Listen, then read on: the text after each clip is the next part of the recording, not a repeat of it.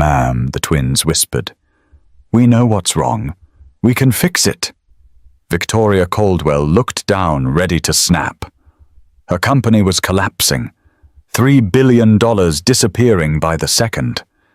10 experts had failed, and now 2 8-year-old girls with matching ginger curls were interrupting the worst moment of her life.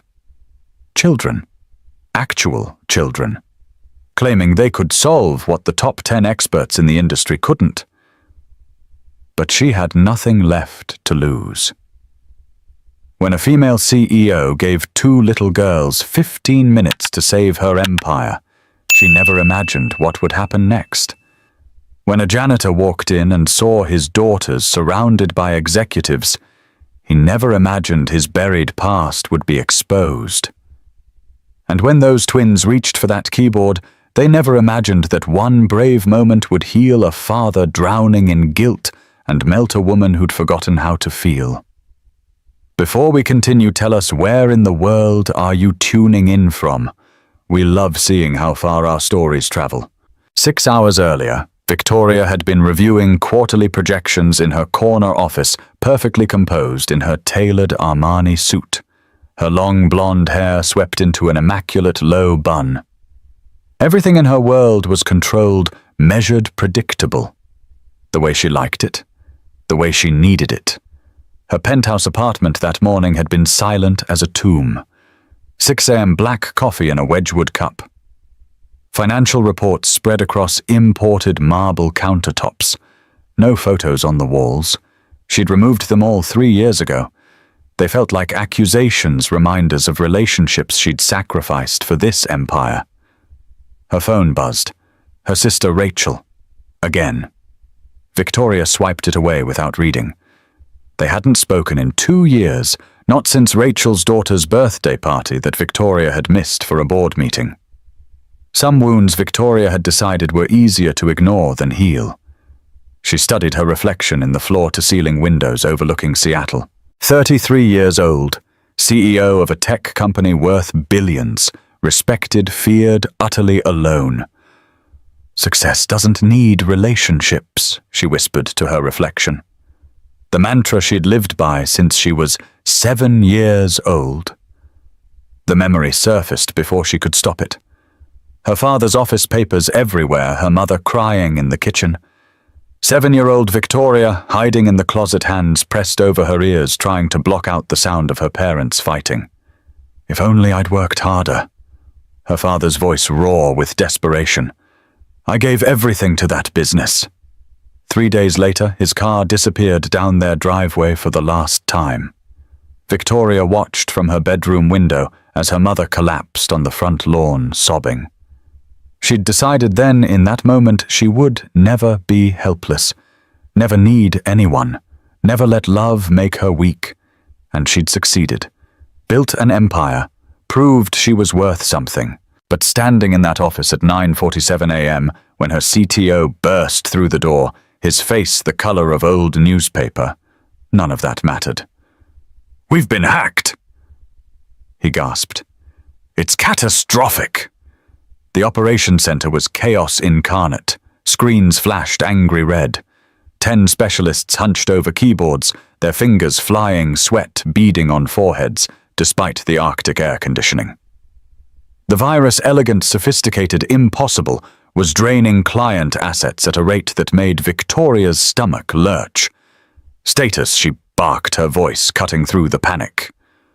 "We can't isolate it," her lead engineer said. Voice cracking. "It's rewriting itself every 37 seconds. Every countermeasure we deploy, it adapts. We've never seen anything like this." Victoria watched the numbers climb on the massive center screen. 2 billion, 2.5 billion, $3 billion evaporating while the best minds in cybersecurity scrambled uselessly. Her hands clenched so tight, her knuckles went white. Everything she'd sacrificed, every relationship she'd ended, every friendship she'd let die, every night she'd chosen her office over a life. It was all crumbling in real time, and she was powerless to stop it. "Find it," she barked again, louder. "Shut it down, do something."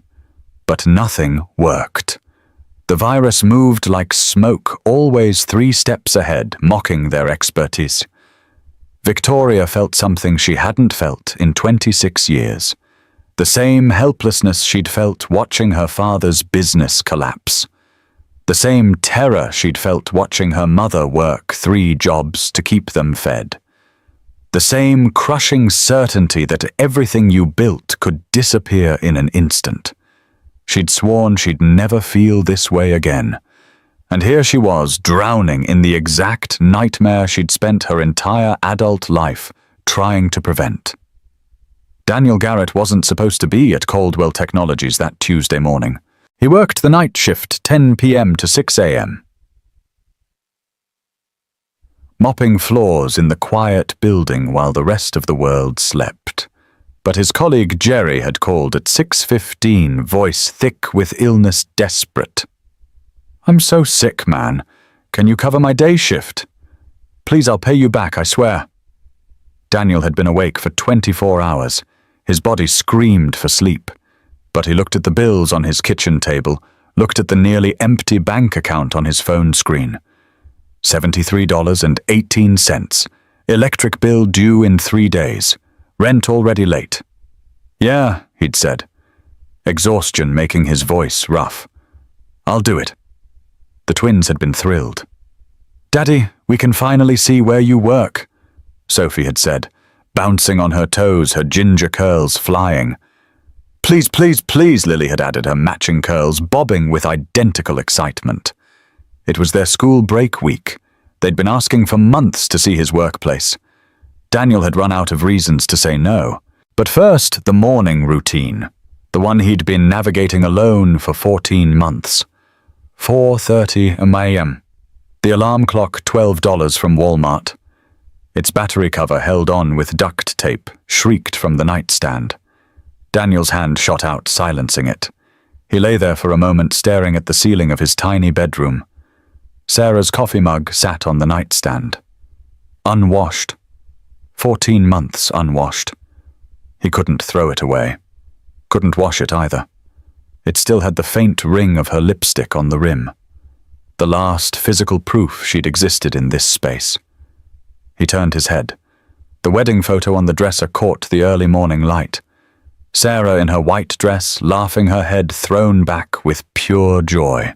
Daniel in his suit looking at her like she'd hung every star in the sky.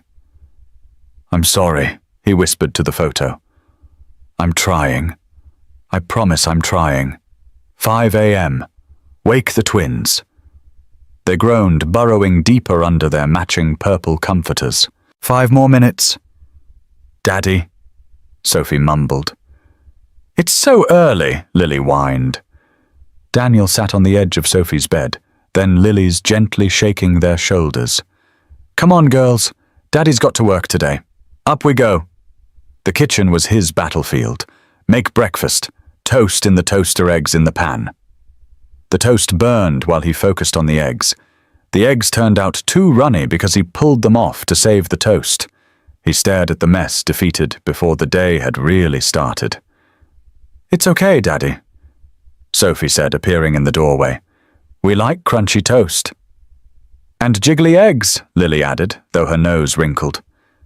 "Hair. God, the hair." Daniel grabbed the brush-faced Lily first. Her ginger curls tangled into impossible knots overnight. He tried to be gentle, really tried, but she winced anyway. "Ow, Daddy. Not so hard. Sorry, baby. Sorry."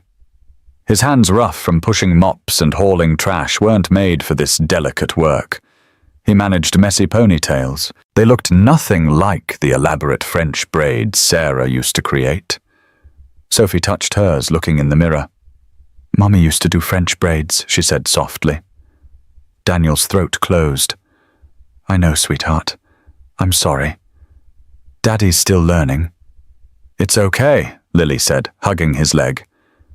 "We like your ponytails." They were lying. He knew they were lying, but he loved them for it. Pack lunches, peanut butter and jelly juice boxes, cookies from the store brand that came in the plastic tray. He'd tried making homemade cookies once. They'd come out hard as rocks.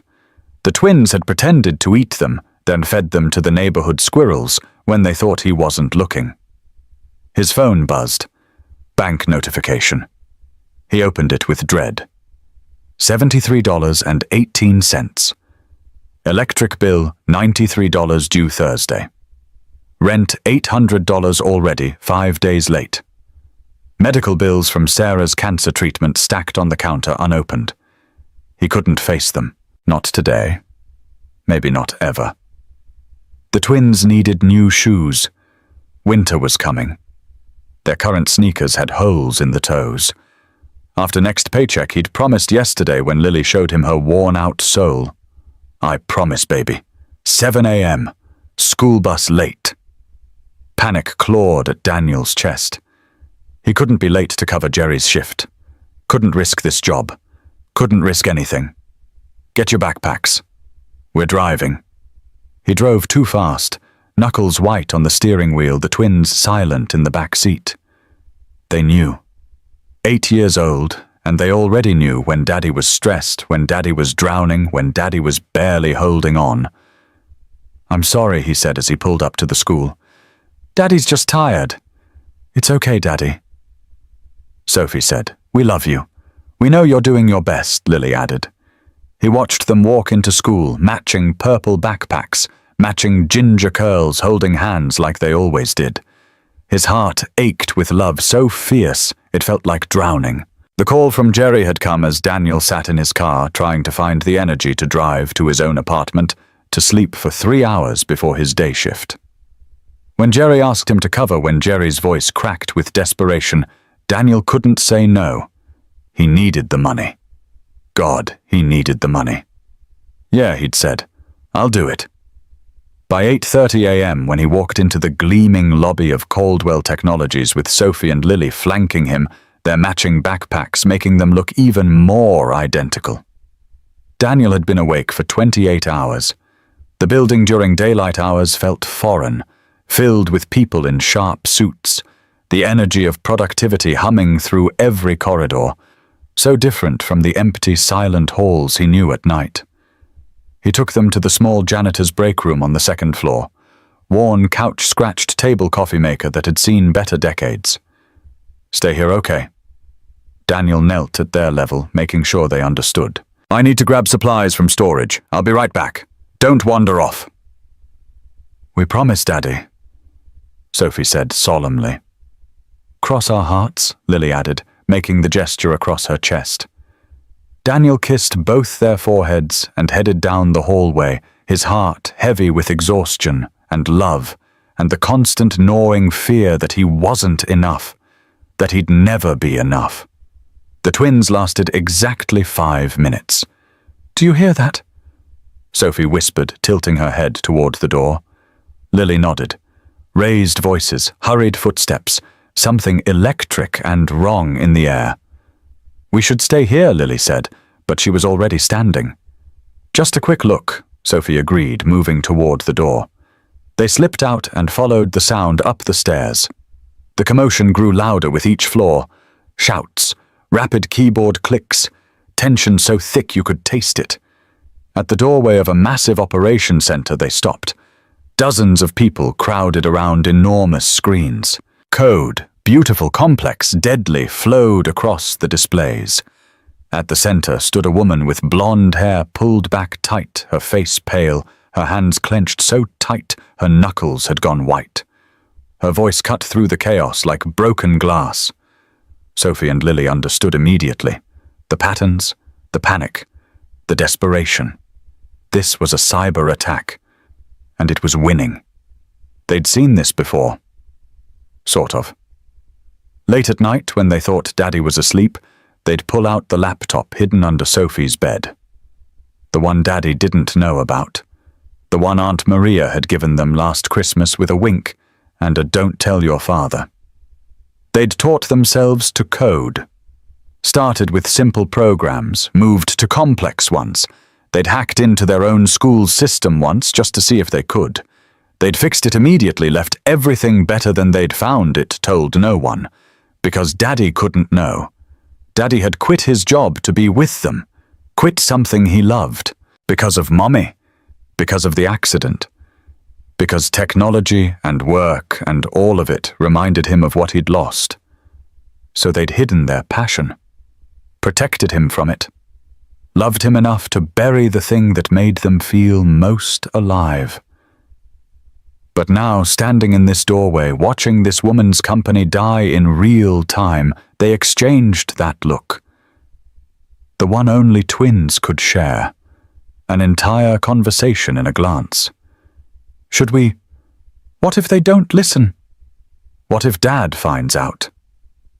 But Dad always said to help when we can. Sophie remembered the night months ago when they'd been walking home and saw an elderly man struggling with groceries. Daniel had stopped immediately, helped carry bags up 3 flights of stairs. The man had offered money. Daniel had refused. "We help when we can, girls," he'd said, as they walked away. "Always. That's what makes us human. Decision made." They stepped into the room. Sophie reached up and tugged the blonde woman's sleeve. Victoria looked down, startled. 2 little girls with matching ginger curls stood before her, completely out of place in her war room. They couldn't have been more than 7 or 8 years old, wearing matching purple backpacks with juice boxes clipped to the straps. "Yes," Victoria snapped, patience worn to nothing. "Who are you? How did you get in here?" "We can help," Lily said quietly. "What?" Victoria's voice dropped to dangerous levels. "The virus," Sophie added, pointing at the screen. "We can stop it." For a moment, Victoria could only stare.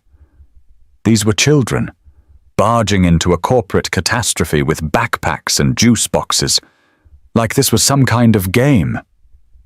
"This isn't a game," Victoria said, her voice ice. "Where are your parents? How did you even get up here?" "Our dad works here," Sophie said quickly. "He's getting supplies. But please, Mom, really, we can help. That's a polymorphic worm with recursive encryption," Lily said, her 8-year-old voice matter-of-fact as she studied the screens. "It's brilliant, actually. But there's a pattern." "A what?" A senior engineer spun around in his chair, staring. "The virus is rewriting itself every 37 seconds. Sophie explained, stepping closer to the screens. "That's why you can't isolate it. But it leaves trace signatures in the system memory, like footprints in sand. If you track the ghost footprints instead of chasing the active code," Lily continued, "you can predict where it'll resurface and build a cage around it." The room went silent. Every head turned. 2 little girls were speaking like they'd written a textbook on advanced cybersecurity. "Your father works here," Victoria repeated slowly, her brain struggling to process. "Doing what?" "He's a janitor," Sophie said simply. "Night shift usually. He's covering for someone today." "We came with him because it's school break," Lily added. "He told us to stay in the break room." The CTO stepped forward, staring at the twins like they'd materialized from another dimension. "How old are you 2? 8, they said in perfect unison. "Let them try," someone called from the back of the room. "We've got nothing to lose." "We've already lost everything," another engineer muttered. Victoria's instincts screamed to refuse. It was absurd. Impossible. 8-year-old children solving what 10 experts couldn't. But she looked at the screens showing her company bleeding out, at her team of experts who'd exhausted every option, at these 2 little girls who stood there with calm confidence as if they did this every day. She made a split-second decision that would change her life. "Fine," she said. "Give them a terminal." Sophie and Lily moved like they'd been born to this. Their fingers danced across the keyboard in perfect synchronization. One typing, one monitoring, speaking in half sentences that completed each other's thoughts. Opening backdoor protocols. Tracking memory signatures. Pattern emerging at Sector 7. Building containment parameters. The room held its collective breath. Code flowed across the screen. The twins worked with an efficiency that bordered on supernatural. their young faces illuminated by the blue glow, their concentration absolute. Victoria watched, transfixed. Who were these children? 10 minutes passed. The hemorrhaging slowed. 12 minutes. The virus faltered its adaptation cycles, breaking down. 15 minutes. It stopped. $3 billion sat frozen but recoverable. The attack neutralized, the impossible solved. The operation center erupted. Shocked exclamations, disbelief. Engineers crowding around the terminal examining the elegant solution the twins had coded. "How did you, Sophie Lily?" The voice from the doorway cut through everything. Male, strangled, terrified. Daniel Garrett stood there in his janitor's uniform, a box of cleaning supplies forgotten in his hands, his face white as chalk. His daughters were surrounded by executives and engineers, their hands still on the keyboard, and his greatest fear was realized. "What did you do?" The twins spun around. Victoria saw something that cracked her icy exterior just a fraction. Genuine fear on their faces, not fear of punishment, fear of disappointing him, fear of causing him more pain. "Daddy, we're sorry," Sophie whispered, tears starting. "We were supposed to stay in the break room. We just wanted to help." Lily added, her voice breaking. We heard the noise and we came up, and Daniel dropped the box. Cleaning supplies scattered across the expensive carpet as he crossed the room in 3 long strides and pulled both girls into his arms. Victoria expected anger, shouting. Instead, she watched this janitor, this man who cleaned her floors at night, hold his daughters as his shoulders shook. "I'm proud of you," he said, his voice thick with emotion. "I'm so proud of you both." The twins started crying in earnest relief, flooding through them like breaking dams. "We thought you'd be angry." "Never," Daniel pulled back to cup their faces, his thumbs wiping away tears. "I'm sorry. I'm so sorry I made you think you had to hide who you are. I'm sorry I let my pain steal your dreams." Victoria watched something unfamiliar and uncomfortable stirring in her chest. When was the last time anyone had looked at her with that much pure love? When had anyone ever touched her, that gently spoken to her, that tenderly? The Cito stepped forward cautiously. "Sir, I don't know who you are, but your daughters just saved this company. They're the most talented." "Wait." One of the senior engineers interrupted, staring at Daniel with widening eyes. "You're Daniel Garrett. You're Daniel Garrett. You designed the Fortress Protocol. You worked at Quantum Defense Systems. You were a legend in cybersecurity." Murmurs rippled through the operation center. Engineers pulled out phones, searching. Someone pulled up an old article. Dr. Daniel Garrett, youngest recipient of the Mitchell Award for Excellence in Cyber Defense. What Victoria's mind reeled. "Not now," Daniel said quietly but firmly. He stood keeping the twins close, his body language screaming that this conversation was over. "Thank you for letting them help." His voice was polite, but closed off. A wall slamming down. "Come on, girls. Wait." Victoria's voice cut through the murmurs. She stepped forward, her heels clicking on the floor. "Please." Daniel paused, looking at her wearily. Exhaustion carved into every line of his face. "Your daughters just saved my company."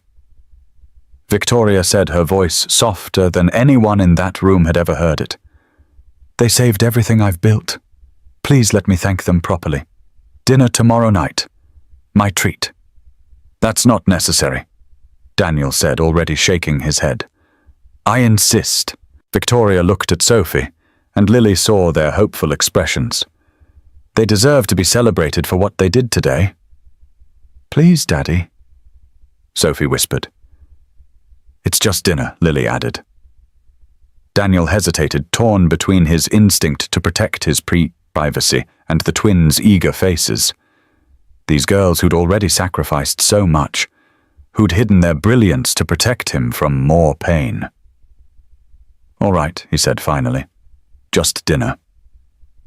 Victoria felt something crack in her chest. Relief. Anticipation. Something she couldn't name. Tomorrow evening. 7 p. I'll text you the address.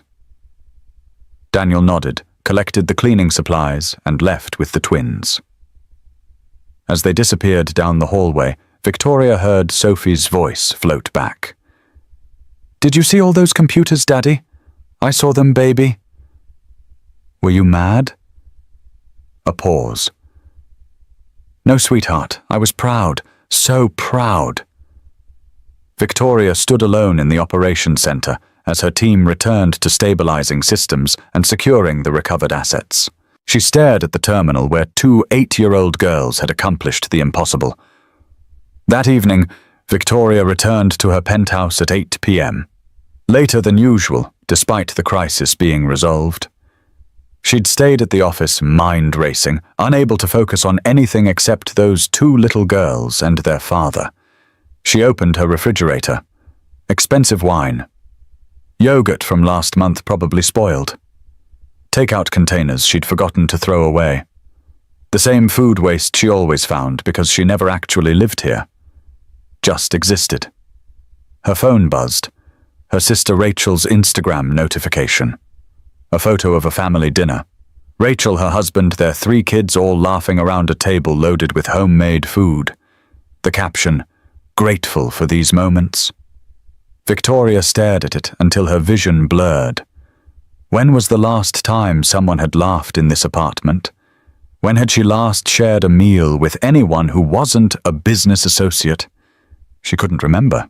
She poured wine she didn't want, sat on a pristine couch she'd never broken in, and tried to remember what happiness felt like. The memory of Daniel's hands cupping his daughters' faces wouldn't leave her mind. The tenderness, the pure, uncomplicated love. She'd built an empire. But watching that moment, she'd felt poorer than she'd ever felt in her life. "What am I doing?" she whispered to her empty apartment. The silence didn't answer. Victoria arrived at the restaurant 15 minutes early, a family-friendly Italian place she'd chosen after Googling best restaurants for kids Seattle. She'd never been to a family restaurant before. Wasn't sure what to expect. She'd changed outfits 3 times, settled on designer jeans and a cashmere sweater. Casual for her. Probably still overdressed.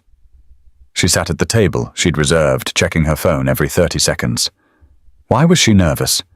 This was just dinner. A thank you. Nothing more. 7 p.m. exactly. The door opened. Daniel walked in with Sophie and Lily flanking him. He wore clean jeans and a button-down shirt. His best clothes clearly worn at the edges but carefully maintained. The twins wore matching dresses pink with white flowers, their ginger curls done up in those messy ponytails their father managed. Victoria stood awkwardly. "Hi. Thank you for coming." "Hi, Miss Caldwell." The twins chorused, bright and unafraid. Daniel's hand rested on each of their shoulders, protective. "Thank you for the invitation." His voice was polite, distant, guarded.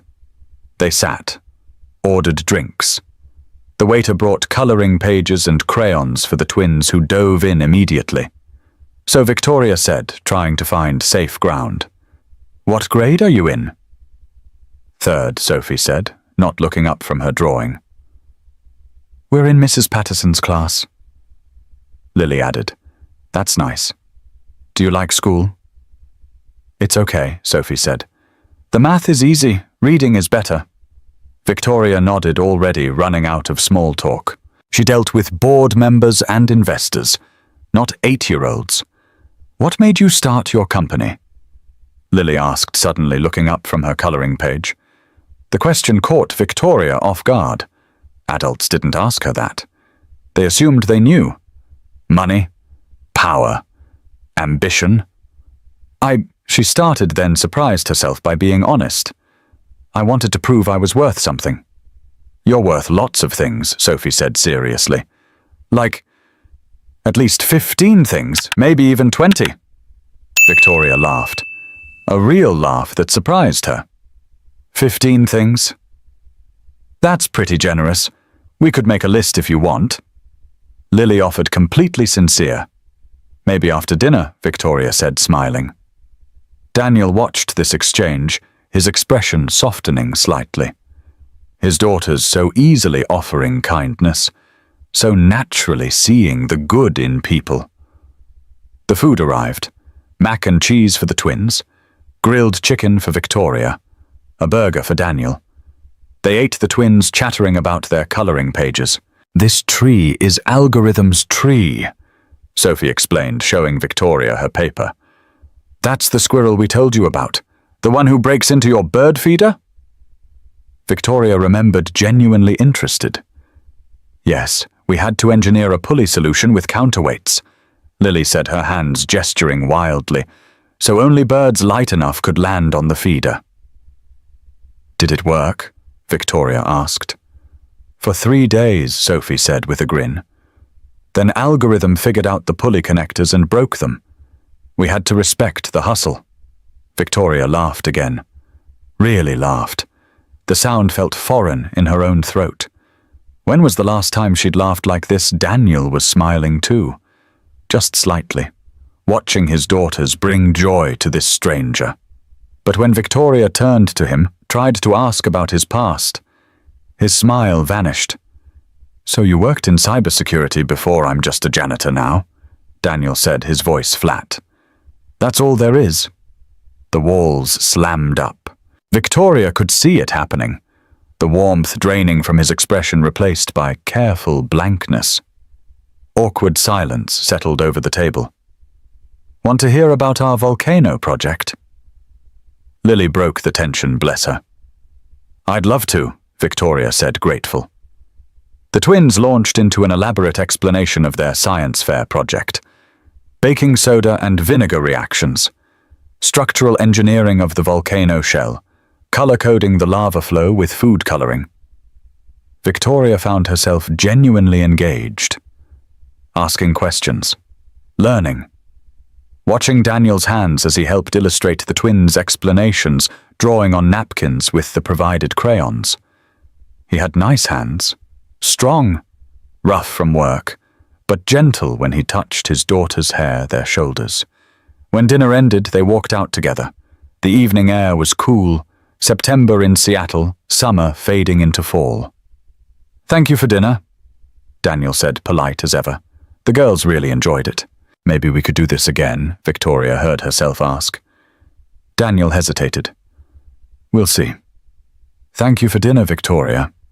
He used her first name. Not Miss Caldwell, just Victoria. It felt intimate somehow. Good night, she said. Night, Miss Victoria, the twins called, waving as Daniel shepherded them toward his old Honda Civic.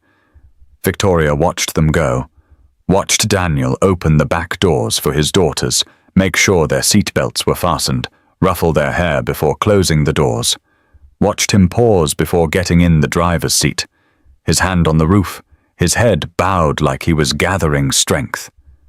She stood in the parking lot long after they'd driven away, feeling something she couldn't name. An ache, a longing, a recognition that she was watching something she'd never had and desperately wanted. Family, warmth, belonging, everything she'd traded for success. That night alone in her penthouse, Victoria couldn't sleep. She stood at her floor-to-ceiling windows looking out at the city lights, a glass of wine in her hand she wasn't drinking. The memory came unbidden, always did when she let her guard down. She was 7 years old, small for her age, hiding in her closet with her hands pressed over her ears, trying to block out the sound of her parents fighting. How could you let this happen? Her mother's voice sharp with panic and anger. I worked as hard as I could, her father desperate, broken. I gave everything to that business, and now we have nothing. The house is gone. Marcus, the bank is taking everything. Young Victoria curled tighter in her closet, surrounded by her dresses and shoes, the only safe space she knew. She didn't understand business or banks or mortgages. She just understood that her father's company had failed, that they were losing their house, that everything was falling apart. "If only I'd worked harder," her father said, his voice cracking. "If only I'd sacrificed more. If only you'd paid attention to what mattered," her mother screamed. "But you were too busy trying to prove yourself." 3 days later, Victoria watched from her bedroom window as her father loaded his car. 2 suitcases, a box of papers. He didn't look back at the house, didn't wave, just got in his car and drove away. Her mother collapsed on the front lawn, sobbing. Neighbors came out, helped her inside. Victoria stayed at the window watching the street where her father's car had disappeared. That's when she made the decision that would shape her entire life. She would never be helpless like her mother, never vulnerable, never dependent on anyone. She would build her own empire, and it would never fall. The memory faded. Victoria was 33 again, standing in her expensive penthouse, utterly alone. She'd succeeded, built her company from nothing, became one of the youngest female CEOs in tech, proved she was worth something. But at what cost, she thought about her sister Rachel. They'd been close once, best friends.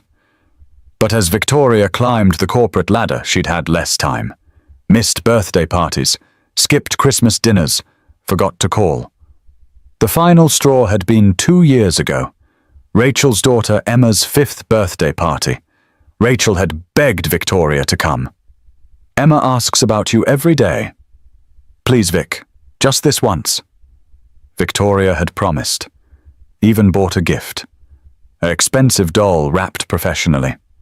Then a board meeting was moved to that Saturday afternoon. Critical merger discussion. She couldn't miss it. She'd texted Rachel 15 minutes before the party. Something came up at work. "So sorry. We'll make it up to Emma." Rachel's response had been brief. "Don't bother." They hadn't spoken since. Victoria had tried calling once 6 months ago. Rachel hadn't answered, hadn't returned the voicemail. Now Victoria saw her sister's life only through Instagram. Photos of family dinners, Emma and her 2 younger siblings playing in the yard, Rachel and her husband on date nights. A whole beautiful life that Victoria wasn't part of. She'd made her choice. Success over relationships, empire over family. Standing in her silent penthouse, she wondered for the first time if she'd chosen wrong. The phone buzzed. A text from an unknown number. Daniel. "Sophie and Lily wanted me to say thank you again. They haven't stopped talking about dinner." Minus Daniel. Victoria stared at the message. Such a simple thing. A thank you text. But it warmed something in her chest that had been cold for years. She typed back, "They're wonderful kids. You've done an amazing job." 3 dots appeared. Disappeared. Appeared again. "Thank you. That means more than you know." Victoria set down her wine glass and looked around her penthouse. Marble countertops, designer furniture, art worth tens of thousands of dollars on the walls, everything perfect, everything expensive, everything empty. She thought about Daniel's small apartment she'd glimpsed when he'd picked up the twins after school one day, waiting in her car to finalize the dinner plans. Modest, worn furniture. But photos everywhere. Life everywhere. Love everywhere. Which of them was really rich? 2:47 a.m. Daniel jolted awake, sheets soaked with sweat. His heart hammered against his ribs. The dream. Always the same dream. Sarah's car driving toward him in slow motion, her smile through the windshield waving. "I'm coming to get you, love. See you soon." Then headlights from the side. Too bright. Too fast. The drunk driver running the red light at twice the speed limit. Metal crunching. Glass shattering. Sarah's scream cut short. Silence. Daniel stumbled to the bathroom, his hands shaking so badly he could barely turn on the faucet. He splashed cold water on his face, but it didn't wash away the images, didn't wash away the guilt. He stared at his reflection. 35 years old, looking 50. Exhaustion carved into every line of his face. The wedding ring hung on a chain around his neck. He'd tried wearing it on his finger for 6 months after. Couldn't do it. It felt like a lie. He wasn't a husband anymore, just a widower, just a single father drowning. But he couldn't take it off either. Couldn't put it in a drawer. So he wore it on a chain close to his heart, a constant reminder of what he'd lost. "I'm sorry," he whispered to his reflection. "Sarah, I'm so sorry." If he'd left work on time that night, if he'd taken the girls home when Sarah first called instead of asking for another hour, if he'd just said no to one more project, one more late night, one more deadline, she'd still be alive, still be here, still be their mother. A soft knock on the bathroom door. Daddy Sophie stood in the doorway, her stuffed dinosaur dragging on the floor. 8 years old and already too familiar with her father's nightmares. "I heard you crying." Daniel tried to smile, to lie, to protect her. "I'm okay, sweetheart." "No, you're not."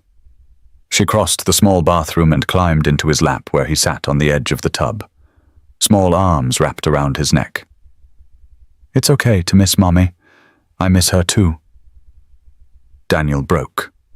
Held his daughter and cried. Again. Always again. The grief never stopped. Just changed shape. "Mummy wouldn't want you to be sad forever," Sophie whispered against his shoulder. "She told me before she left." Daniel pulled back, looking at his daughter's face.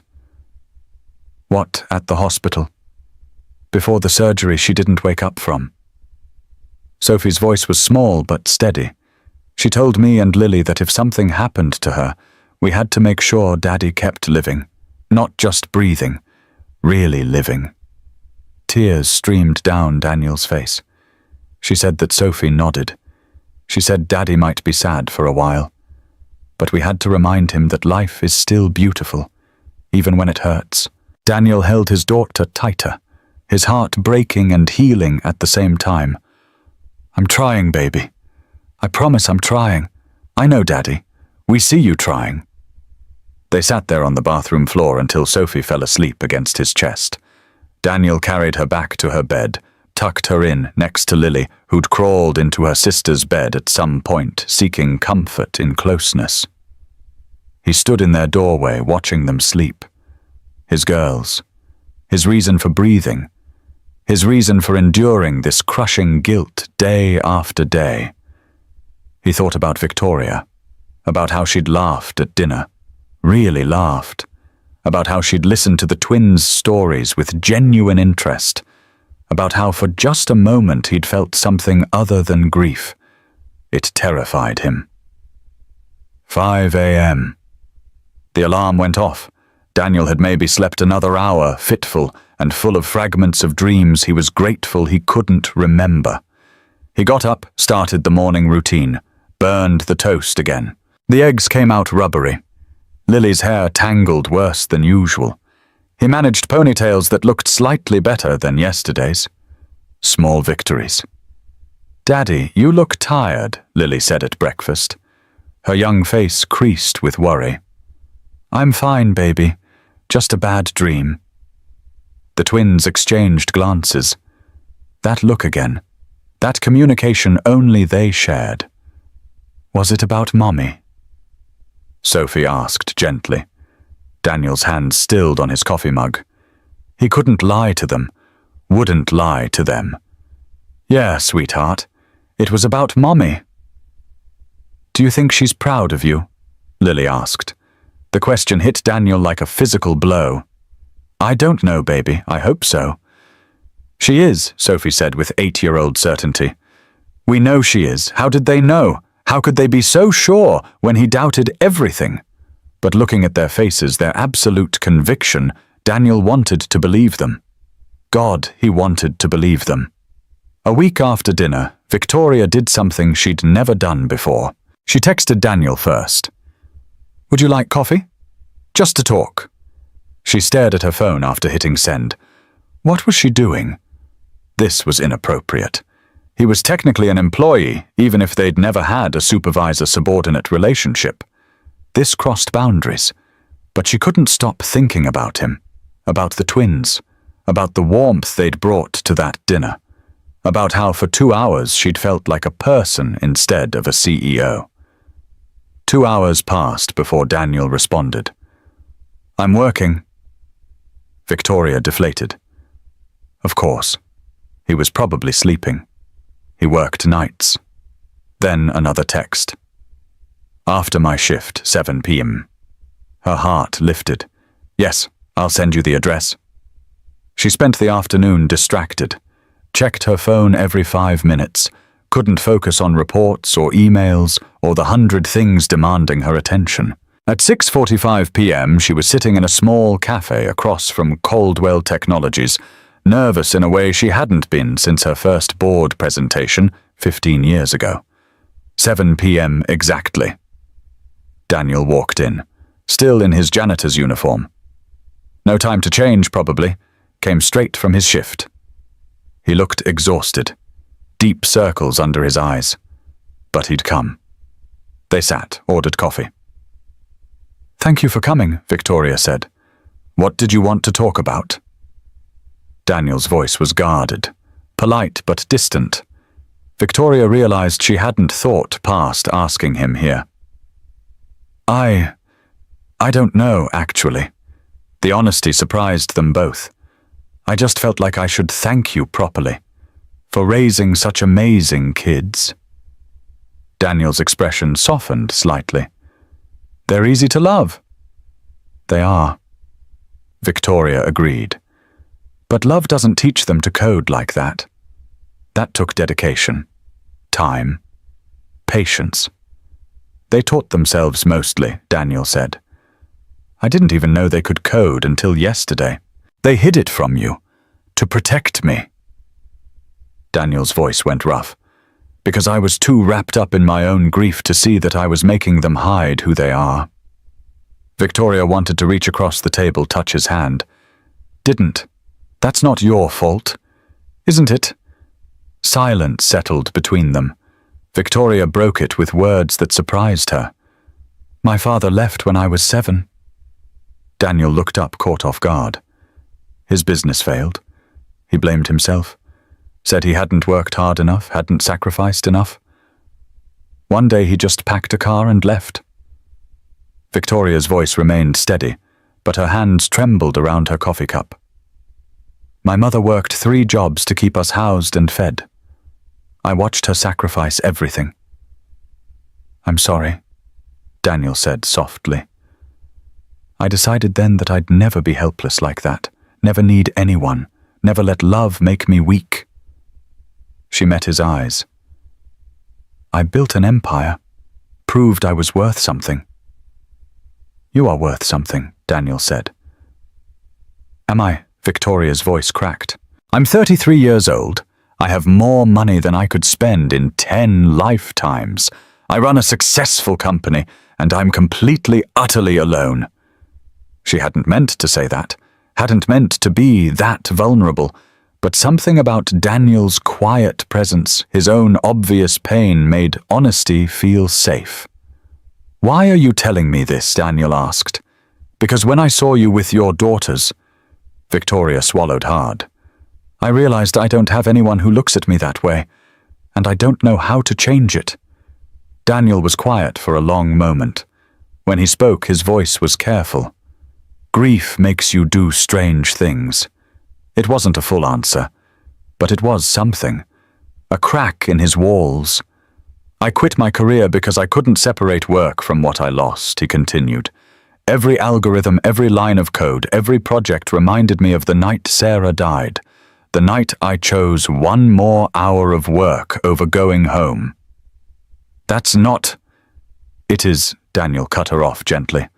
"I made that choice, and she paid the price." "A drunk driver paid the price," Victoria said firmly. You made a normal choice. People work late.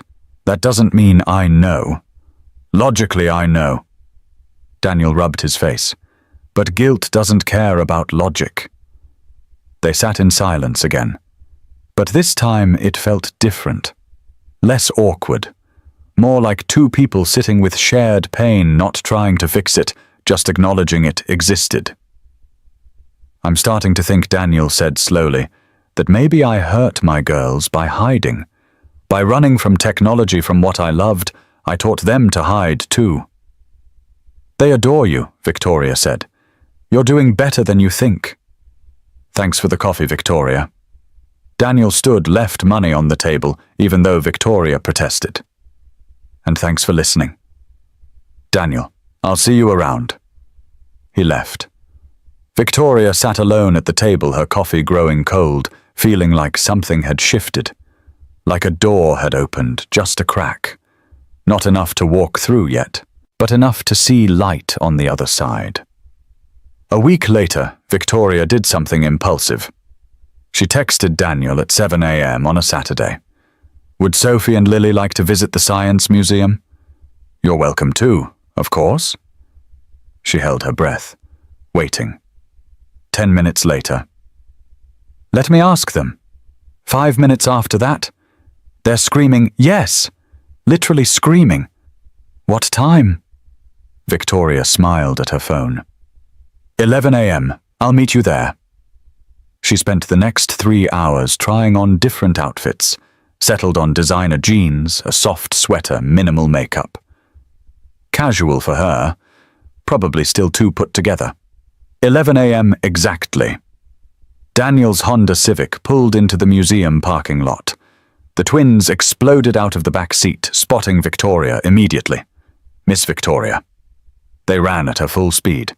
Victoria froze as they slammed into her legs, hugging hard. She stood there, arms awkwardly raised, not sure what to do. They're huggers, Daniel said, approaching with an apologetic smile. Sorry. No, Victoria said softly, lowering her hands to rest on the twins' heads. It's nice. Inside the museum, Victoria felt completely out of her element. She'd been to galas and fundraisers here, never actually toured the exhibits, never thought about what the displays meant beyond tax-deductible donations. Sophie and Lily dragged her everywhere, explaining everything with enthusiastic authority. See, this is a model of the solar system, Lily said at the astronomy exhibit. But it's not to scale. If it was, Pluto would be in the parking lot. Is Pluto still a planet? Victoria asked. Dwarf planet, Sophie corrected gently. Since 2006? They moved through physics exhibits? Biology displays the technology wing. Everywhere they went, the twins transformed dry museum placards into living stories. At the quantum mechanics display, Sophie tried to explain entanglement. So these two particles, they're connected, even if they're on opposite sides of the universe. What happens to one affects the other instantly. Victoria frowned. That doesn't make sense. Nothing travels faster than light. That's what makes it quantum, Lily said excitedly. It doesn't make sense. But it's real. My brain hurts. Victoria admitted. Daniel laughed. Actually laughed. Welcome to quantum mechanics. It hurts everyone's brain. Their eyes met across the display case. Connection sparked between them. Both looked away quickly, but something warm settled in Victoria's chest. Lunch at the museum cafe. Greasy burgers and fries. Victoria couldn't remember the last time she'd eaten something that wasn't a carefully planned meal from an expensive restaurant. This is really good, she said, surprised. Museum food is always good. Sophie said wisely. It's a universal law. Like gravity. Lily added. Daniel was more relaxed than Victoria had ever seen him, laughing at the twins' explanations, teasing Victoria gently when she couldn't understand a physics concept. Actually present, not hidden behind walls of grief and guilt. So the cat is both dead and alive until you open the box, Victoria asked, still confused about Schrödinger. Exactly, both twins chorused. That makes no sense. Welcome to quantum mechanics, Daniel repeated, grinning. Victoria found herself grinning back. When was the last time she'd smiled this much? When had she last spent a day just enjoying someone's company, without an agenda, without networking, without thinking about what she could gain? At the end of the day, standing in the parking lot, nobody wanted to leave. The twins clung to Victoria's hands. Thank you for bringing us, Sophie said. This was the best day, Lily added. Thank you for letting me join you, Victoria said, meaning it completely. She looked at Daniel. He was watching her with an expression she couldn't quite read. Soft, thoughtful, maybe hopeful. Maybe we could do this again? She asked. Yeah, Daniel said. I'd like that. Something passed between them. Unspoken. Fragile. But real. Good, Victoria said. As she drove home, she realized she was humming. Actually humming. She couldn't remember the last time she'd felt this light. 3 months into their careful friendship, Victoria admitted something she'd never told anyone. I can't cook. At all. They were sitting in her office on a Friday afternoon. Daniel had stopped by after his shift to drop off something Sophie had made for Victoria, a handmade card that said, "Thank you for being our friend," in careful 8-year-old handwriting. Daniel laughed. How have you survived takeout? Every night? For 10 years. That's actually impressive, Daniel said, still laughing. And terrible for you. I know. Victoria held up the card, treasuring it. Your daughters are trying to reform me, I think. An idea struck her. Impulsive. Probably inappropriate. She said it anyway. Teach me, please, to cook. Daniel's smile faded slightly. Victoria, I know it's weird, but I want to learn. And the twins said you're a good teacher.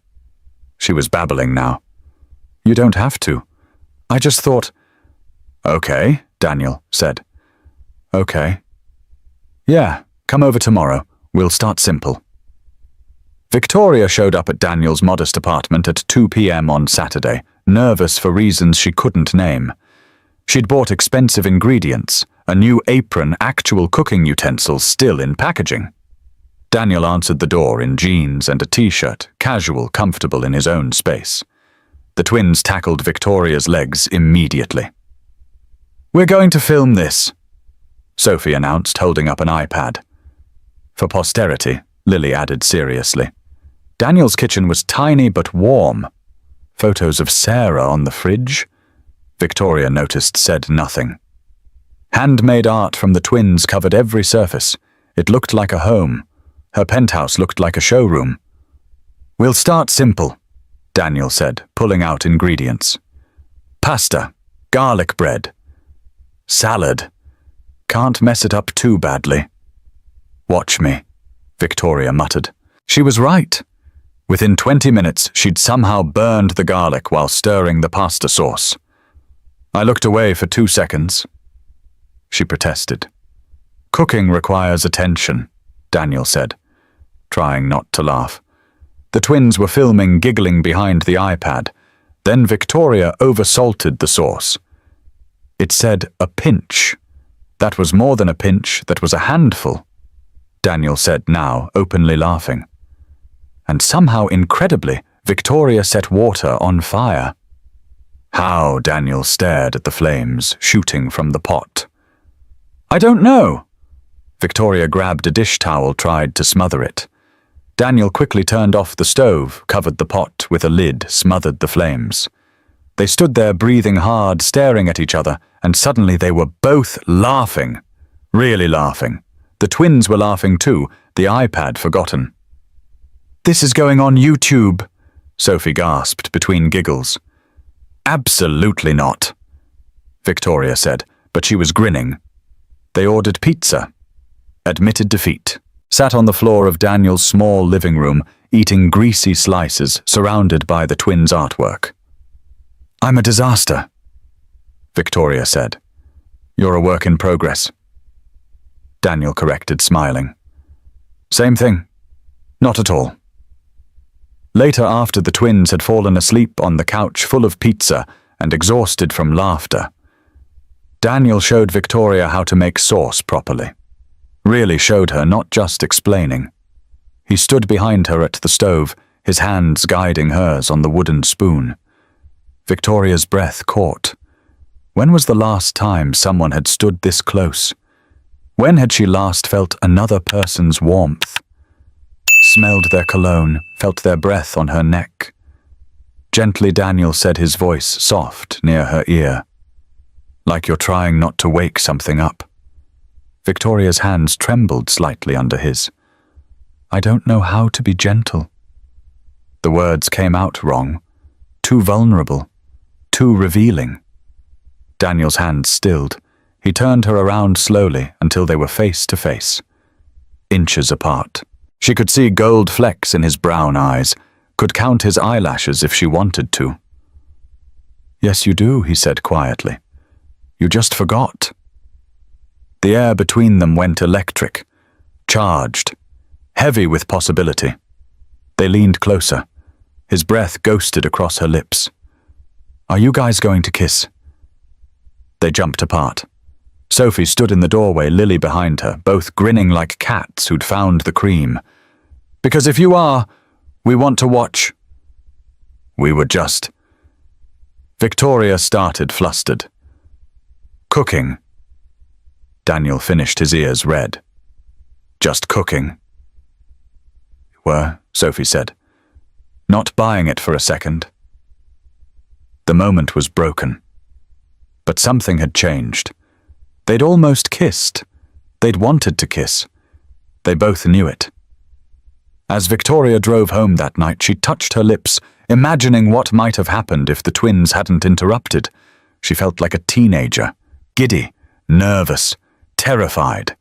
She was falling for Daniel Garrett, and she had no idea what to do about it. Month 4. Things were going well. Too well, maybe. Victoria had started working reasonable hours, leaving at 6 p.m. instead of 9, spending weekends with Daniel and the twins instead of in her office. Her assistant nearly fainted the first time Victoria said, "That can wait until Monday." Sophie's 9th birthday was on Saturday. Victoria had promised to help set up the party. Decorations, cake, games. The twins had been planning for weeks. Friday evening, 5 p.m. Victoria was packing up her desk when her phone rang. The board chairman. Victoria, we have a crisis. The Meridian merger. It's falling apart. Her stomach dropped. $500 million deal. 6 months of negotiations. What happened? Their CEO is threatening to walk. Says we misrepresented our asset valuation. It's nonsense, but he's using it as leverage. We need you here. Now. Victoria looked at her watch. It's Friday evening. Can't this wait? This is a $500 million deal, Victoria. If we lose it, our stock price tanks, our board revolts, and you'll be out on your ass. I'll be there in 20 minutes. She hung up. Texted Daniel. Something came up at work. I'm so sorry. Emergency. His response came quickly. You promised the girls. Guilt twisted her stomach. I know, this is a $500 million deal. I have to. And she's 9 years old, and you promised. Victoria stared at his text. He was right. She knew he was right. But this was her company. Her responsibility, $500 million. You don't understand how business works, she typed. Long pause. Then, and you're becoming exactly what you said you'd never be again. The words hit like a slap. Victoria sat in her car, hands shaking. But she started the engine, drove to the office, walked into the emergency board meeting. She spent 6 hours in that conference room. Negotiations, phone calls with Meridian's CEO, restructuring terms. Finally, at 11 p.m., they saved the deal. Excellent work, Victoria, the chairman said, clapping her shoulder. This is why you're the CEO. Victoria felt nothing. No triumph, no satisfaction, just hollow exhaustion. She drove to Daniel's apartment. Knew she shouldn't. Knew she'd probably make it worse. But she needed to see the girls. Needed to explain. She knocked at 11:30 p.m. Daniel answered, his expression carefully blank. "Can I come in?" "The girls are asleep." "Daniel, please?" "You chose work over a 9-year-old's birthday, Victoria." His voice was quiet, disappointed.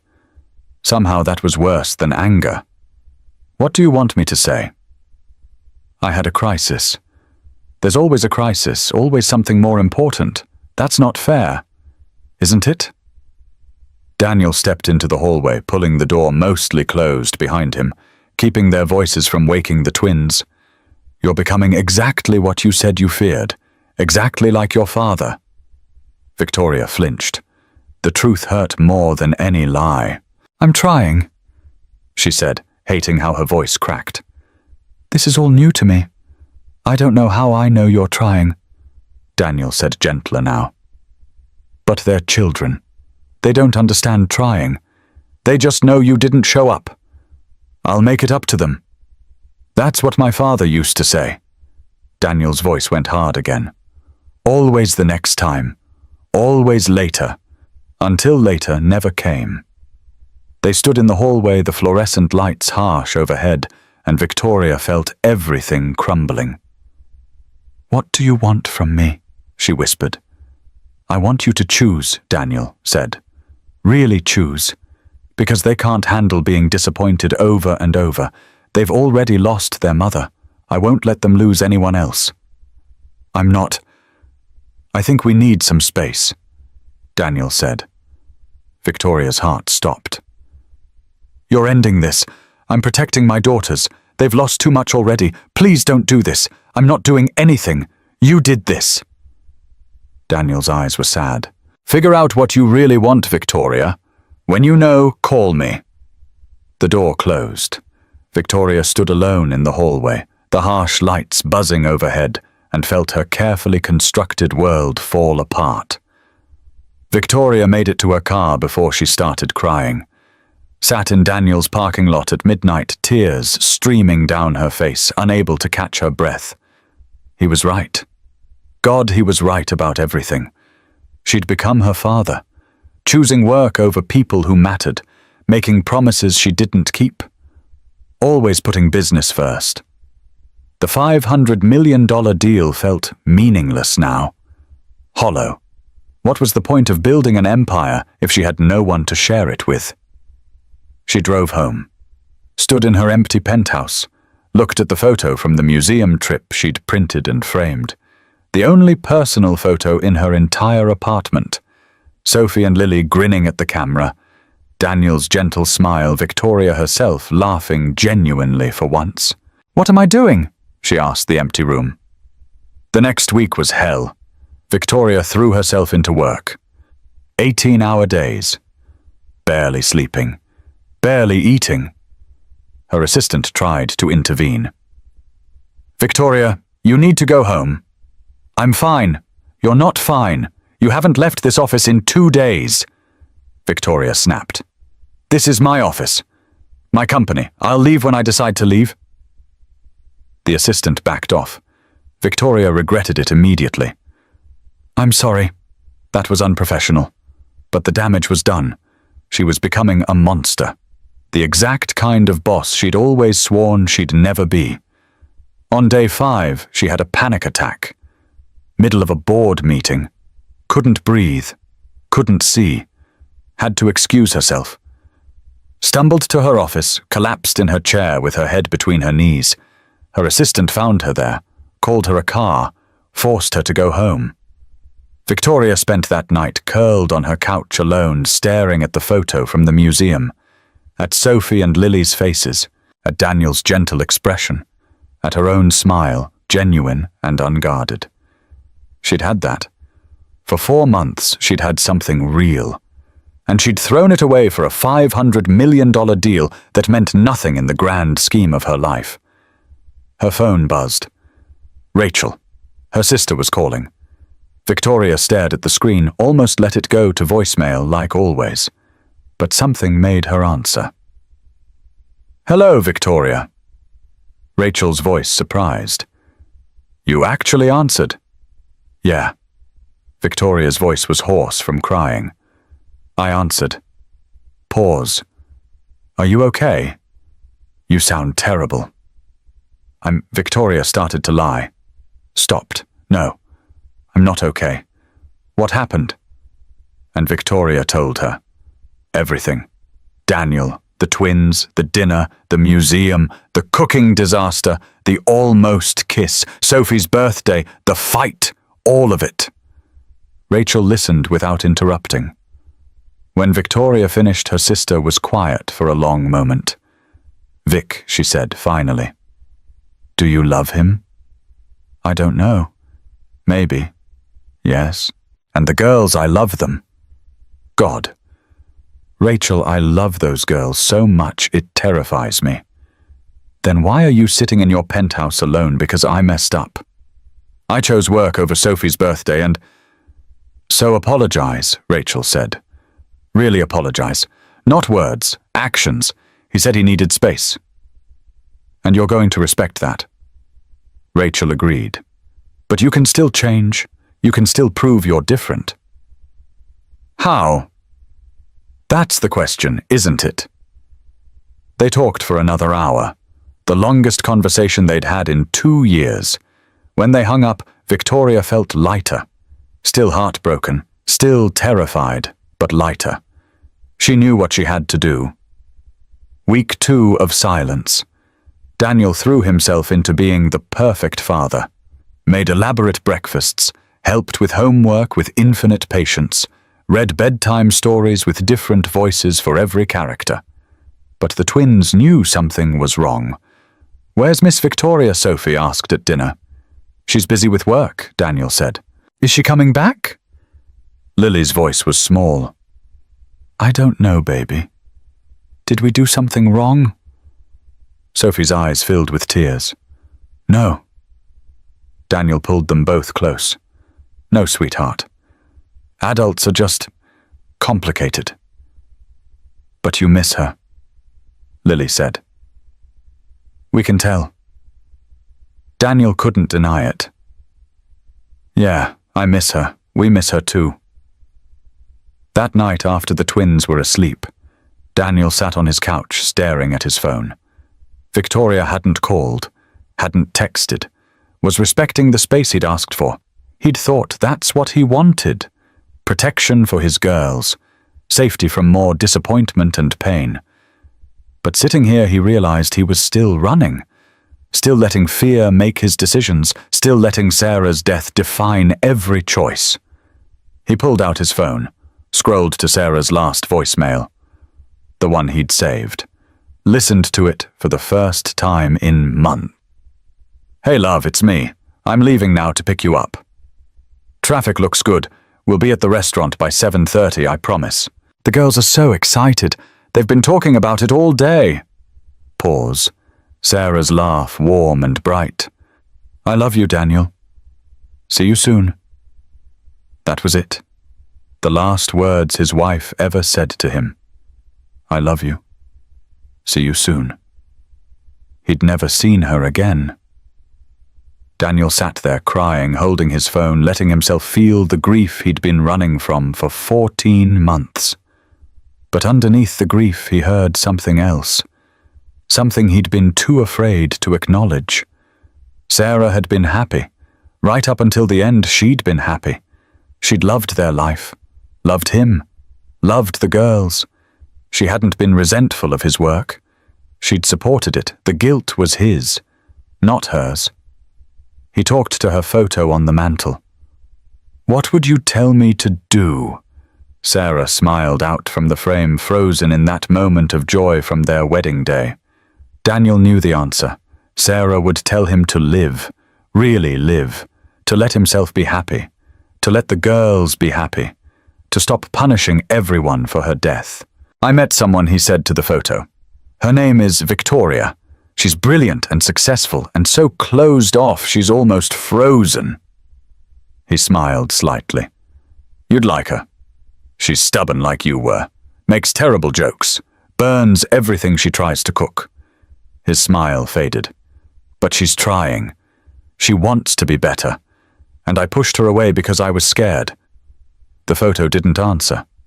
But Daniel felt something shift in his chest. Something that felt like permission, like release. I love you, he said to Sarah's photo. I'll always love you. But I think I'm falling in love with her too. And I don't know if that's okay. But maybe it was. Maybe hearts could hold more than one love. Maybe living didn't mean forgetting. His phone buzzed. A text from Victoria. I stepped down as CEO. Daniel stared at the screen. What another text. I'm now chairman advisory role only. New CEO starts next week. His phone rang. Victoria, he answered. What did you do? What I should have done weeks ago. Victoria's voice was steady. Certain. I can't keep choosing work over what matters. And you three, you matter more than anything.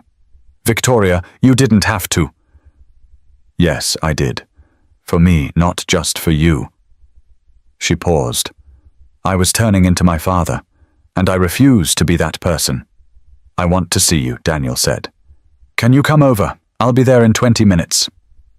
Victoria arrived carrying a wrapped present and looking nervous in a way Daniel had never seen. The girls are asleep, he said, letting her in. I know. I came to see you first. They sat on the couch. The space between them felt like a chasm. I stepped down as CEO, Victoria said. I'm keeping my position as chairman, but it's advisory. I'll work maybe 15 hours a week instead of 80. Victoria. Let me finish. She took a breath. I was wrong. You were right. I was becoming my father. Choosing work over what matters. Over people I love. You love us? I love you, Victoria said, meeting his eyes. I love Sophie and Lily. And I'm terrified because I've never let myself need anyone before. But I need you, all three of you. Daniel felt his throat tighten.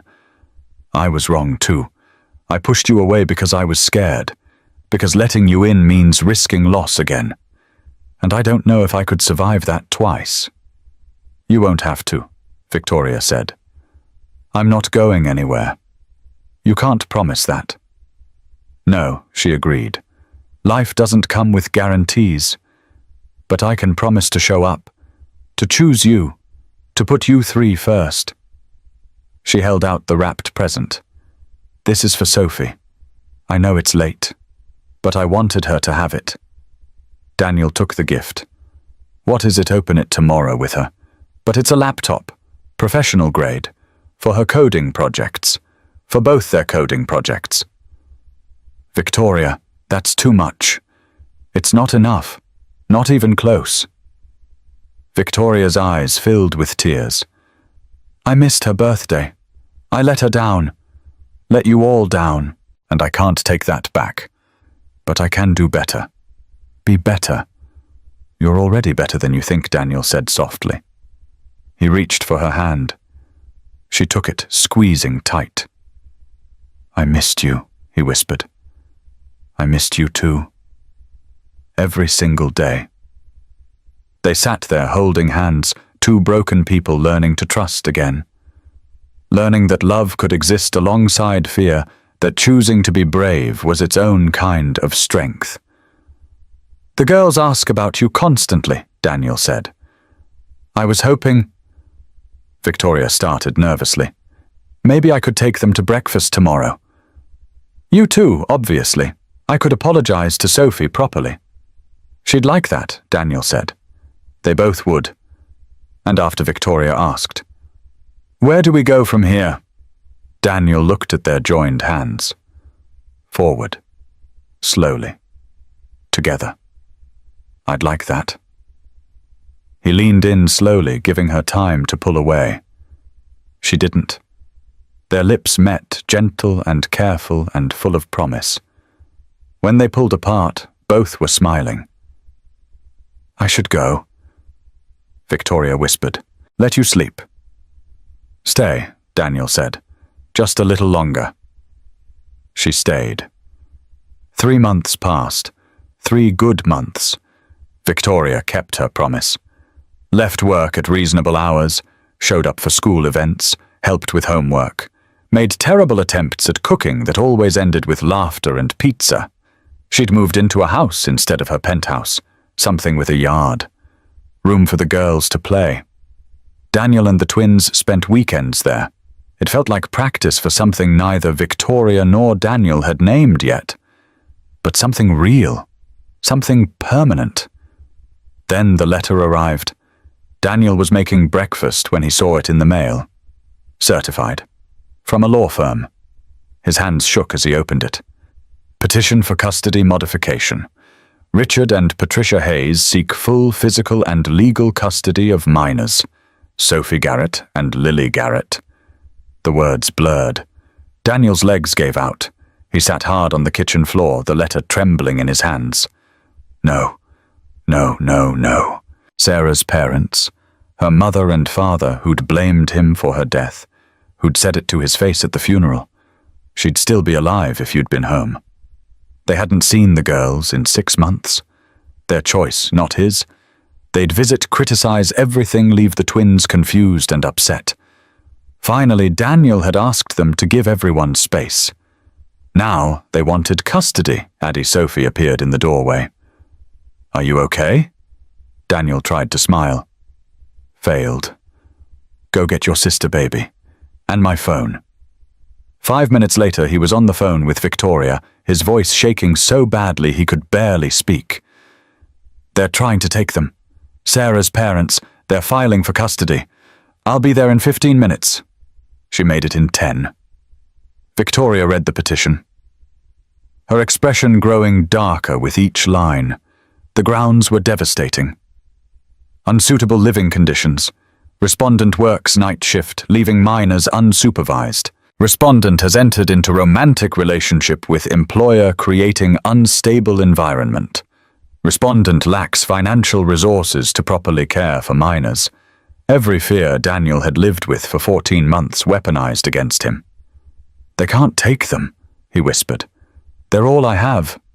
"They won't." Victoria's voice was steel.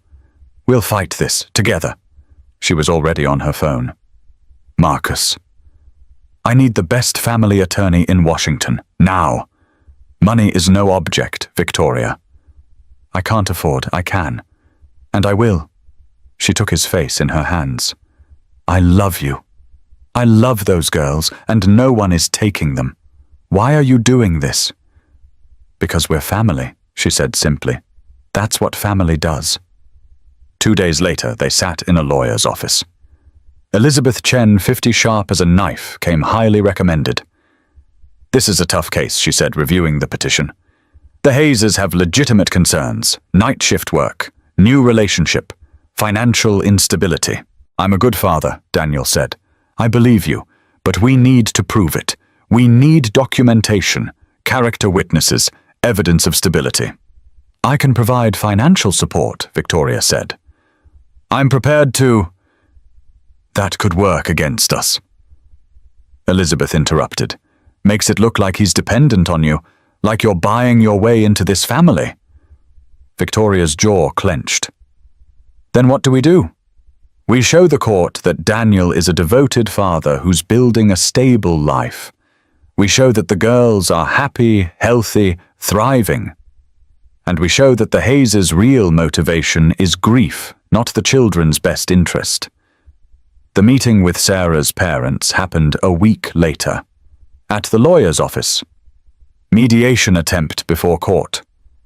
Richard and Patricia Hayes looked older than Daniel remembered. Grief had carved deep lines in their faces, but their eyes were hard when they looked at him. "We just want what's best for the girls," Patricia said, her voice tight. "Then let them stay with their father," Victoria said. "And who are you?"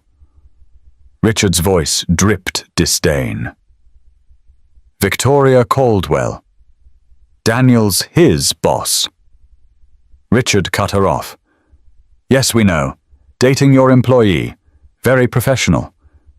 I'm not his boss anymore, Victoria said calmly. And my relationship with Daniel is none of your concern. It is when it affects our grandchildren, Patricia said. Those girls need stability, structure, a proper family. They have a family, Daniel said, his voice low. Me. You work nights, Richard said. Who watches them? Who makes sure they're safe? Mrs. Chen, our neighbor, Daniel said. She's been helping since Sarah died. A neighbor, Patricia repeated. Not family. I'm always home before they wake up, Daniel said. Always. And I'm there for breakfast, for school, drop-off, for everything. Our daughter died because you worked too much, Richard said. And there it was. The real accusation. A drunk driver killed Sarah, Victoria said firmly. Not Daniel. He should have been home. Patricia's voice cracked. He should have picked them up himself. She'd still be alive if a drunk driver hadn't gotten behind the wheel, Daniel said, his own voice breaking. I know you blame me. I blame myself every single day. But taking the girls won't bring Sarah back. Silence fell over the room. We just want to honor her memory, Patricia whispered, tears streaming. Then let me raise her daughters, Daniel said. Let me give them the life Sarah wanted for them. She loved being their mother. She'd want them with me. We don't know that Richard said, but his voice lacked conviction. Elizabeth spoke up. Mr. and Mrs. Hayes, let me be frank. Your case is weak. Daniel is a fit parent. The girls are thriving. A court will see this for what it is, grief, not genuine concern. But she continued gentler. Now you're their grandparents. You should be in their lives. Regular visitation. Holidays. Video calls. Daniel isn't trying to keep you away. I never wanted that, Daniel said. I just needed space after Sarah died. We all did. But the girls should know you, should love you. Patricia looked at her husband. Some silent communication passed between them. We'll think about it, Richard said finally. It wasn't a victory, but it was something. That night, after the twins were asleep, Daniel fell apart. He tried to hold it together, tried to be strong. But sitting on his couch, the custody petition on his coffee table, the weight of everything crashed down. It's my fault, he whispered. They're right. It is my fault. Victoria sat beside him. No, it's not. If I'd left work on time that night. Daniel's voice rose, cracking. If I'd taken the girls home earlier, if I'd just said no to one more project, one more late night, Sarah wouldn't have been on that road. A drunk driver hit her. But I put her there. Daniel was shouting now, tears streaming. My choices put her there, and now I'm losing the girls too because I wasn't enough. Because I'll never be enough. He buried his face in his hands, shoulders heaving with sobs. Victoria pulled him close, let him cry against her shoulder. You didn't kill Sarah, she said firmly. A drunk driver did. You made normal choices. Parents work late sometimes. That doesn't mean... But if I'd been home, if, Victoria said. You can drive yourself insane with ifs. But here's what I know. You love those girls more than anything. You've sacrificed everything for them. You quit your career. You work yourself to exhaustion. You're there for every breakfast, every bedtime story, every nightmare. It's not enough, Daniel whispered. It's more than enough. Victoria cupped his face, made him look at her. You're not perfect. Nobody is. But you're a good father. The best father those girls could have. What if I lose them? You won't. I promise you won't. How can you promise that? Because I have resources and connections, and I'll use every single one to keep your family together. Why, Daniel asked. Why do you care this much? Because I love you. Victoria said simply. Because I love them. Because you're my family now, too. And I protect what's mine. Daniel stared at her. This woman who'd been ice when he met her, who'd built walls higher than his, who'd now torn them all down. I love you too, he whispered. They held each other on that couch, two broken people who'd found something whole in each other. Outside, rain started to fall. Seattle rain, steady and soft. The kind Sarah used to love. Daniel let himself remember her without the guilt crushing him. Let himself believe just for a moment that she'd want him to be happy. That she'd approve of Victoria, of this second chance, of this imperfect, beautiful family they were building. We're going to win this, Victoria said. How do you know? Because we have something they don't. What's that? Love, Victoria said. Real love, not grief disguised as concern. And love always wins. Daniel wanted to believe her. God, he wanted to believe her. 6 weeks later they stood in family court.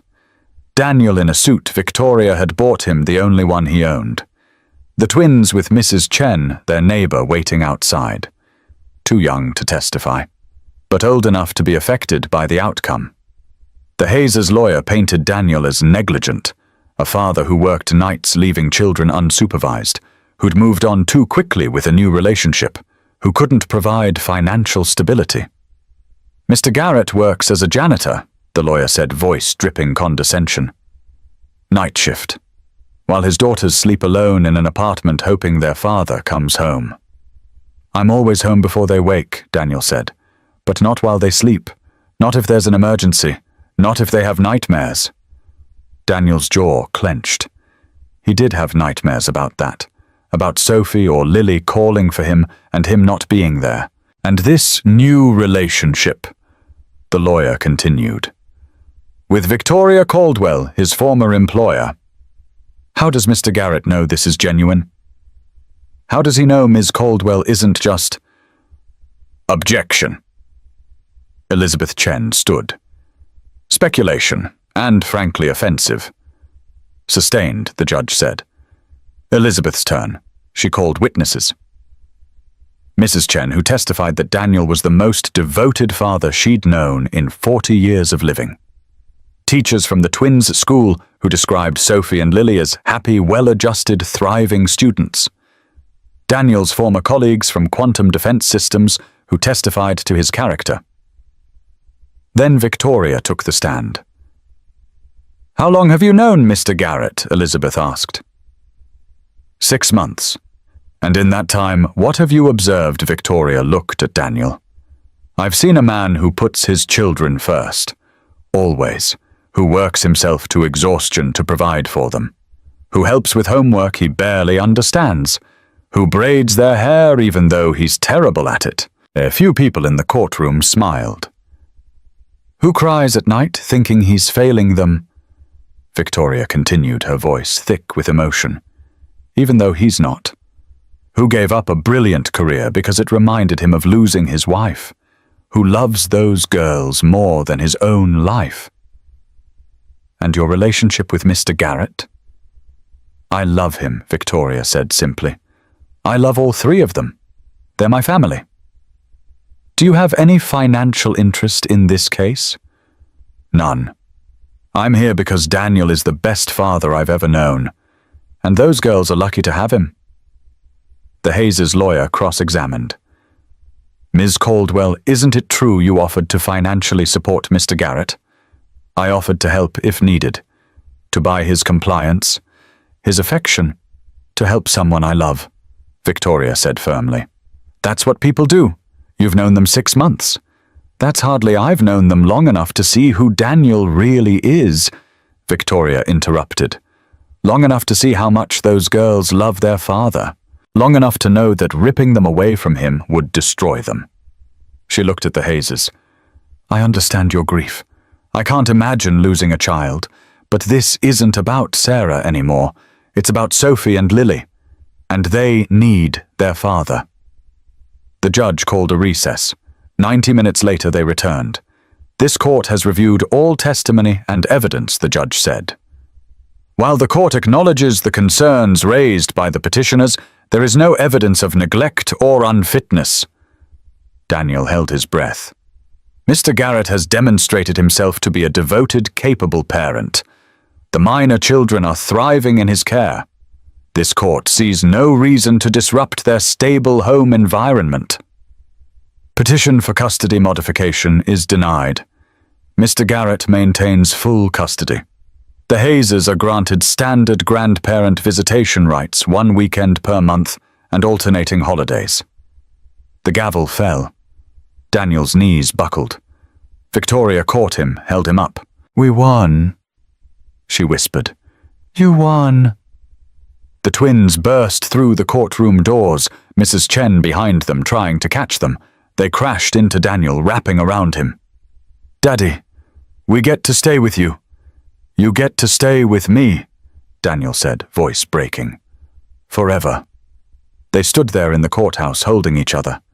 A family that had almost been torn apart, now held together by love and determination and the courage to fight.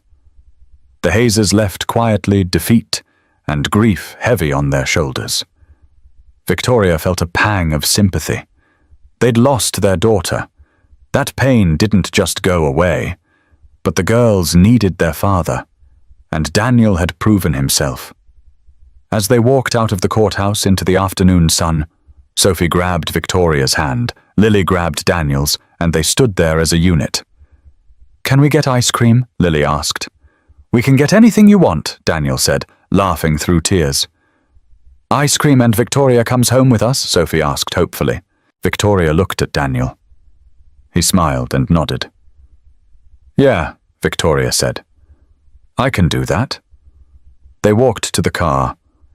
A family made not by blood alone, but by choice. By showing up. By fighting for each other. And for the first time in 14 months, Daniel felt something that wasn't guilt or fear. He felt hope. A week after the custody battle, Daniel did something he'd been avoiding for 14 months. He asked Victoria to come with him to visit Sarah's grave. "I need to do something," he said. "And I need you there." Victoria understood. This wasn't just about visiting. This was about moving forward, about giving himself permission. They drove to the cemetery on a Saturday morning. The twins brought flowers. Daisies, Sarah's favorite. Daniel carried their wedding photo, the one that used to sit on his mantel. Victoria hung back as they approached the headstone. "This feels private. You're part of this now," Daniel said, reaching for her hand. "Come here." All four of them stood at the grave. Sarah Elizabeth Garrett, beloved wife and mother, her love lives on. Daniel knelt, placed the photo against the headstone. The twins set down their flowers. Sarah, Daniel said, his voice steady, despite the tears. "I want you to meet someone. Her name is Victoria, and she loves our girls." He looked at Victoria, encouraging her to step closer. "I think you'd like her," he continued.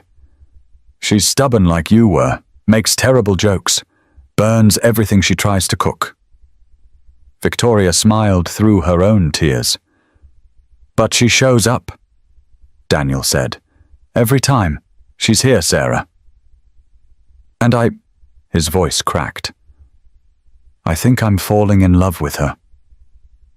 He looked at the headstone at Sarah's name carved in marble.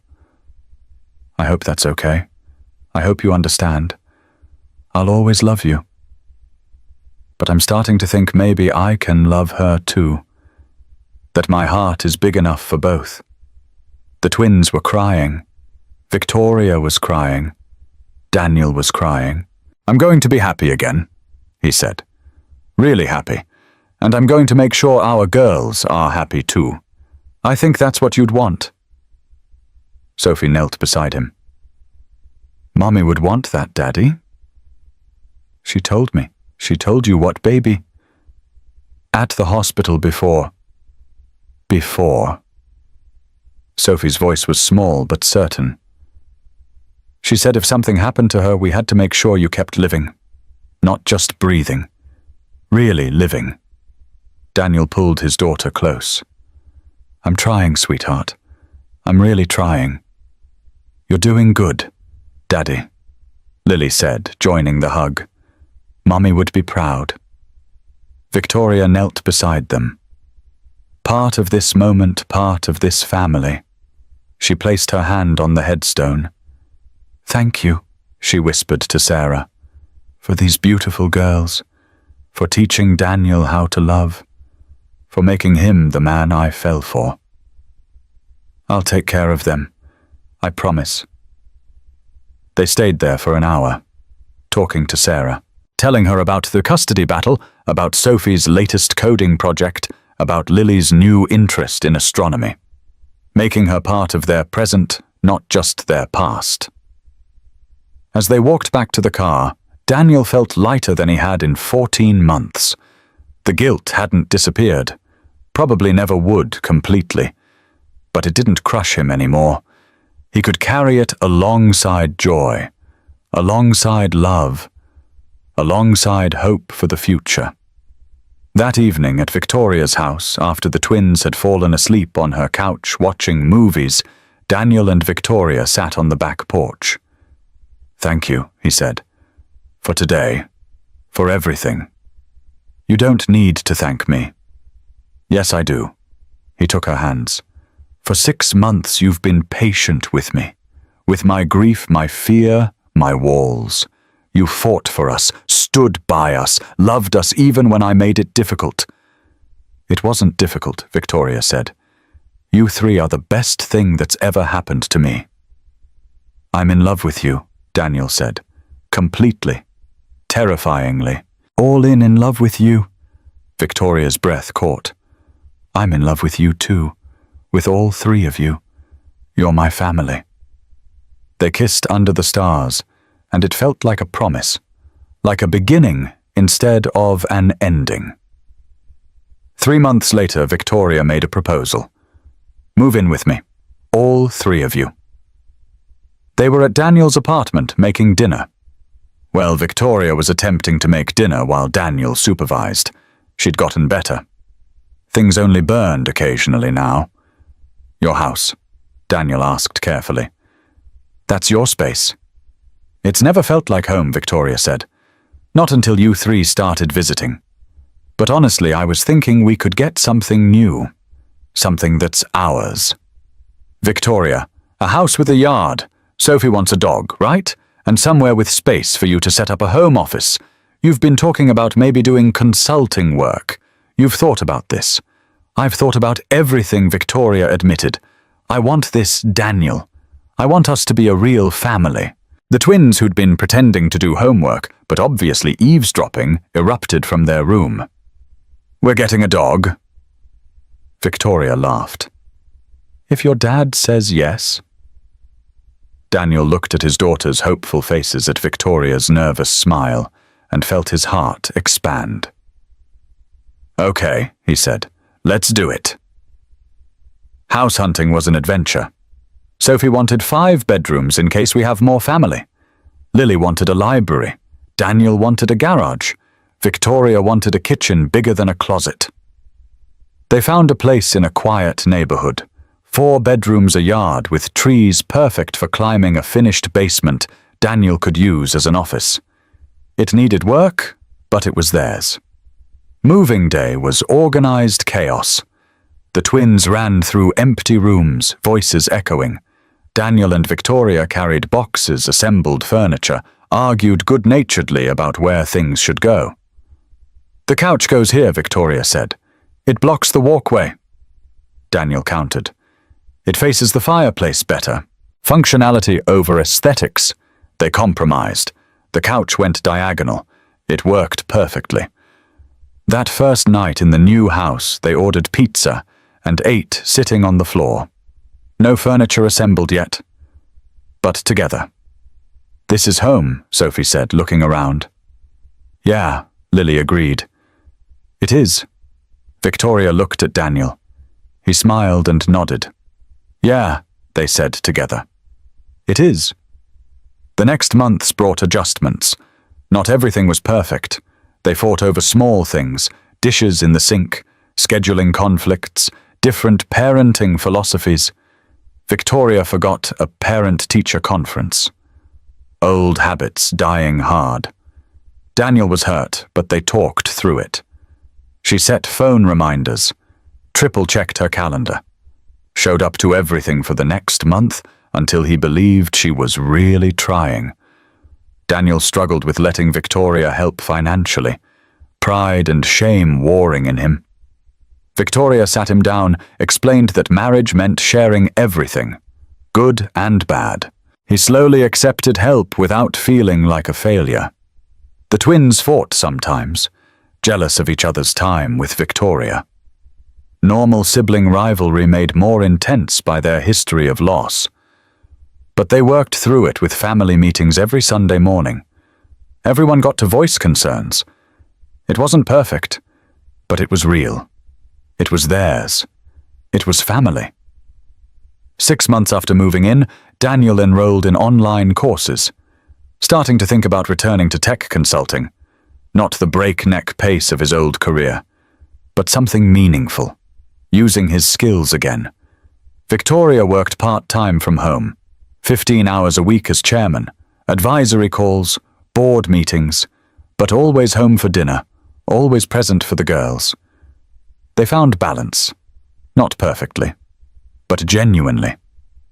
Saturday mornings became sacred. Family breakfast tradition. Daniel cooked, Victoria helped. Without burning things, the twins set the table. They'd eat together, talk about the week plan adventures. Sunday afternoons they'd go to the park, feed ducks, play frisbee. Be a normal family doing normal family things. And slowly, steadily they healed. All 4 of them. Building something beautiful from broken pieces. 1 year after the data breach, Victoria took them all back to Caldwell Technologies. "I want to show you something," she said. The building felt different now, not intimidating, just familiar. They took the elevator to the operations center. It had been renovated. Warmer colors, natural light, photos on walls of team members and their families, not the sterile corporate space it used to be. "This is where we met," Victoria said, standing in the center, "where everything changed, where we fixed the virus." Sophie said proudly, "Where I stopped running." Daniel added softly, taking Victoria's hand, "Where I learned what matters." Victoria finished. She pointed to a new plaque on the wall. In recognition of Sophie and Lily Garrett, who proved that genius comes in unexpected packages and brilliance knows no age. The twins stared, awestruck. "That's us," Lily whispered. "That's you," Victoria confirmed. "You changed my life. Both of you. You reminded me what's important." They stood there together, remembering that chaotic day. How 2 8-year-old girls had saved a company. How a janitor's secret past had been exposed. How broken people had found each other and started healing. "Wait here," Daniel said suddenly. "Don't move." He disappeared. Victoria and the twins exchanged confused glances. 10 minutes later, the operations center lights dimmed. The massive screens lit up, but not with code, with photos. Every moment from the past year, the museum trip, the cooking disaster, the birthday party they'd had after Victoria apologized, the custody battle, courthouse steps, moving day, family dinners, weekend adventures, a slideshow of their life together set to music. The twins gasped. Victoria's hand flew to her mouth. Daniel returned with Sophie and Lily flanking him. Both girls held handmade signs. "Will you marry us?" Daniel knelt in the center of the operations center, where they'd first met, where everything had started. "Victoria," he said, his voice shaking slightly. "1 year ago I was a broken man, drowning in grief, convinced I didn't deserve happiness. Then 2 little girls decided to help a stranger. He continued looking at his daughters with love. And that stranger turned out to be the person I needed most. Victoria was crying now, silent tears streaming. "You didn't fix me," Daniel said. "I'm still broken in places. But you taught me that broken things can still be beautiful, that it's okay to be scared and do it anyway, that love doesn't have to be perfect to be real." Sophie and Lily stepped forward with a ring box. "We picked it out," Sophie whispered. "Daddy let us help," Lily added. Daniel opened the box. A simple, elegant ring. "Victoria Caldwell. Will you marry me? Will you be their mother? Not replacing Sarah, but adding to our family. Will you build a messy, imperfect, beautiful life with us?" Victoria was laughing and crying at the same time. "Yes. God, yes." To all of it she continued. "The mess, the imperfection, the beautiful chaos. Yes, yes, yes." Daniel slid the ring on her finger. The twins crashed into both of them, a tangle of arms and tears and joy. "We're going to be a real family," Sophie squealed. "We already were," Victoria said, kneeling to their level. "But now it's official. Can we call you Mom?" Lily asked softly. Victoria's breath caught. She looked at Daniel, who nodded encouragingly. "If you want to," she whispered. "We want to," both twins said together. "Then yes," Victoria said, pulling them close. "I'd be honored." The 4 of them stood in the operation center where it all began, where genius was recognized, where broken hearts started healing, where family was chosen. Victoria thought about that day, how she'd been drowning watching her empire collapse, how 2 little girls had appeared like angels and saved everything, not just her company, her life. She looked at Daniel, at the man who'd taught her that vulnerability wasn't weakness, that needing people was strength, that love was worth the risk of loss. She looked at Sophie and Lily, these brilliant, beautiful girls who'd seen a stranger struggling and decided to help, who'd changed 4 lives by being brave enough to care. "Thank you," she whispered, "for saving me." "You saved us too," Daniel said, wrapping his arms around her. "We saved each other." And standing there, surrounded by the people she loved, Victoria finally understood what success really meant. Not money or power or empire, family, love, home. Everything else was just details. The proposal scene deserved more.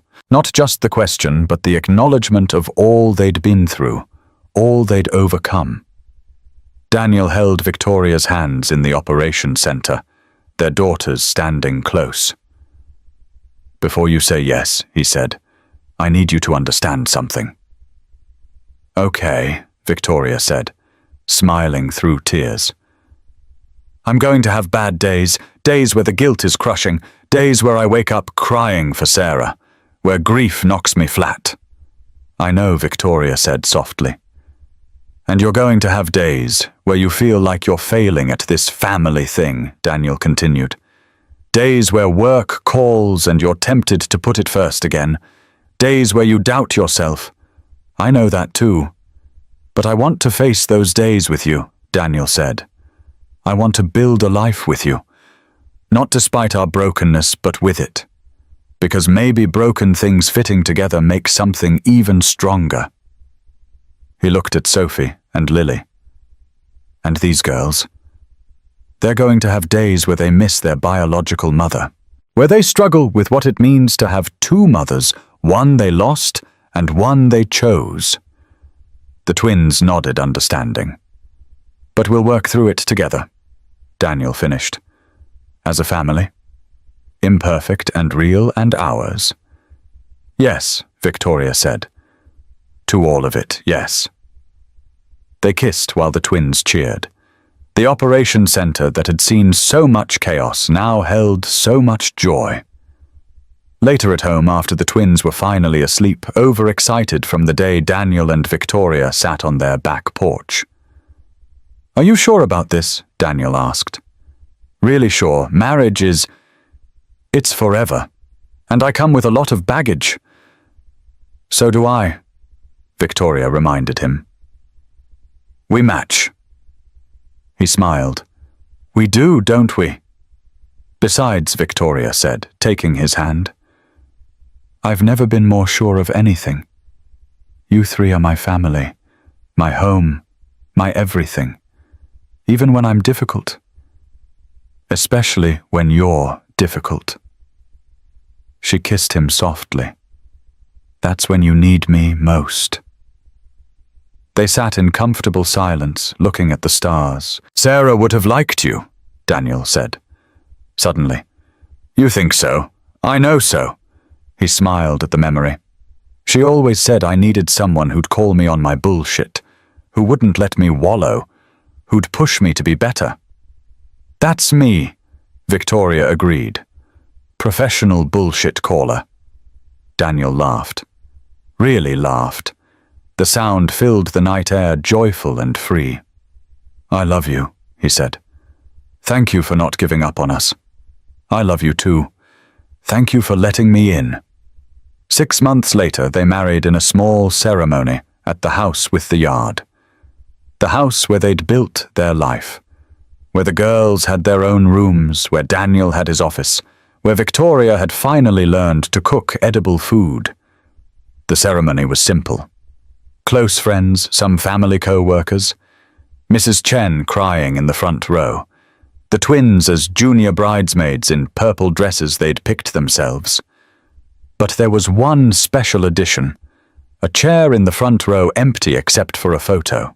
Sarah, young and beautiful, smiling at the camera. She should be here, Daniel had said when Victoria suggested it. Not as a ghost, just as acknowledgement. She gave me these girls, taught me how to love. She's part of our story. Victoria had kissed him.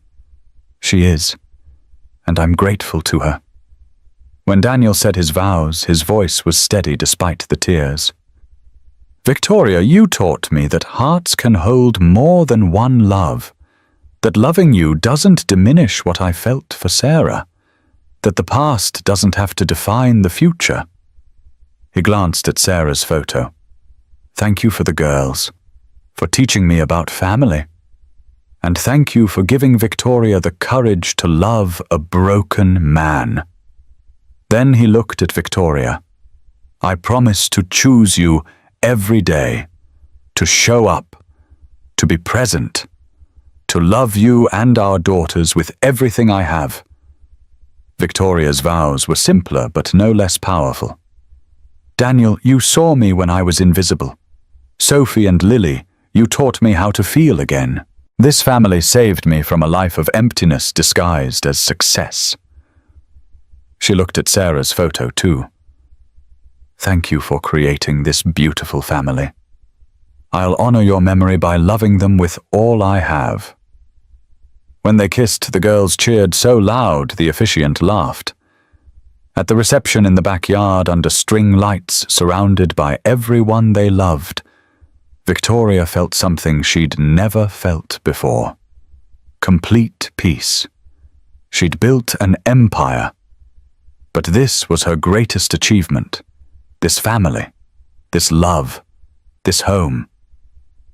Daniel caught her eye across the yard where he was talking to old colleagues from quantum defense systems. He'd started consulting again. Small projects, using his brilliance without letting it consume him. He smiled at her. She smiled back. The twins ran past, chasing the dog they'd adopted, a golden retriever they'd named Algorithm because he's always solving problems like how to steal food off the counter. Mrs. Garrett, Sophie called. "Come play with us." Victoria froze. Mrs. Garrett, that was her now. She looked at Daniel, who grinned and nodded. Coming, she called back. She joined her daughters, her husband, her family, playing in the yard of the home they'd built together. And for the first time in her 34 years, Victoria Caldwell Victoria Garrett was exactly where she belonged. 6 months after the wedding, life settled into a beautiful rhythm. Not perfect, never perfect, but real. Victoria still worked too late, sometimes got caught up in a project, forgot to check her phone. But she always came home, always apologized, always chose them in the end. Sophie and Lily called her mom without hesitation now. Daniel had nightmares less frequently, and when he did, Victoria was there to hold him through the grief that never fully left. They visited Sarah's grave together once a month, bringing flowers, telling her about the girl's achievements, keeping her memory alive and honored. The house filled with life. Algorithm, the dog, Sophie's robotics projects spread across the dining table, Lily's telescope on the back porch, Daniel's consulting work in his office, Victoria's advisory calls from the kitchen, noise and chaos and love. Sunday mornings remained sacred. Family breakfast, terrible pancakes that got slightly better each week, laughter and stolen kisses, and the twins rolling their eyes at their parents' obvious affection. "You guys are gross," Sophie would say, but she'd be smiling. This was what family looked like. Messy and loud and absolutely perfect. Years later, when Sophie and Lily stood in front of a room full of young coders telling their origin story, they'd talk about that Tuesday they'd walked into the operations center, about tugging on a stranger's sleeve, about their dad's buried genius and crippling guilt, about a CEO who'd forgotten how to feel. They'd explain that family isn't perfection. It's choosing each other through the mess and magic. And they'd smile, remembering the day 2 8-year-olds decided to help and changed 4 lives forever. Because sometimes genius wears a janitor's uniform. Sometimes love arrives in crisis. Sometimes family finds you when you're brave enough to care.